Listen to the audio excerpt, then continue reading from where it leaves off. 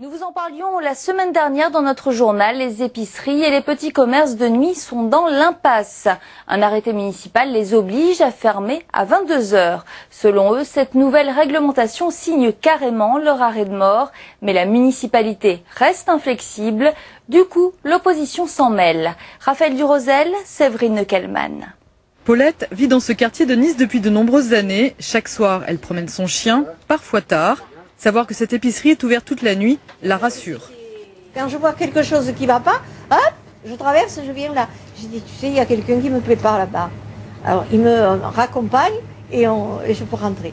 Seulement voilà, ce commerce, comme une trentaine d'autres, épiceries de nuit ou vente à emporter, se battent depuis 3 semaines pour le retrait des arrêtés municipaux et préfectoraux, les obligeant à fermer à 22 heures. Déjà plusieurs milliers de signatures ont été récoltées en leur faveur. Du côté de la mairie, aucune négociation n'est à prévoir. Je ne lâcherai pas parce que mon devoir, c'est d'apporter la tranquillité aux Niçois. Pour ceux qui racontent que les vendeurs de glace, de pizza, de fast-food seraient touchés par cet arrêté, c'est faux, puisque tout établissement qui a une autorisation d'exploitation de recevoir du public peut parfaitement vendre de la marchandise à emporter, mais pas de l'alcool.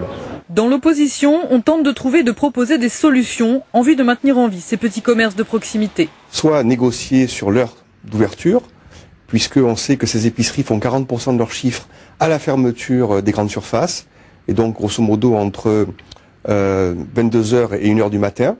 Donc soit on recule, soit alors on rentre dans une négociation qui est beaucoup plus longue. Des propositions certes intéressantes pour les commerçants, mais pour l'heure, rien n'est encore gagné.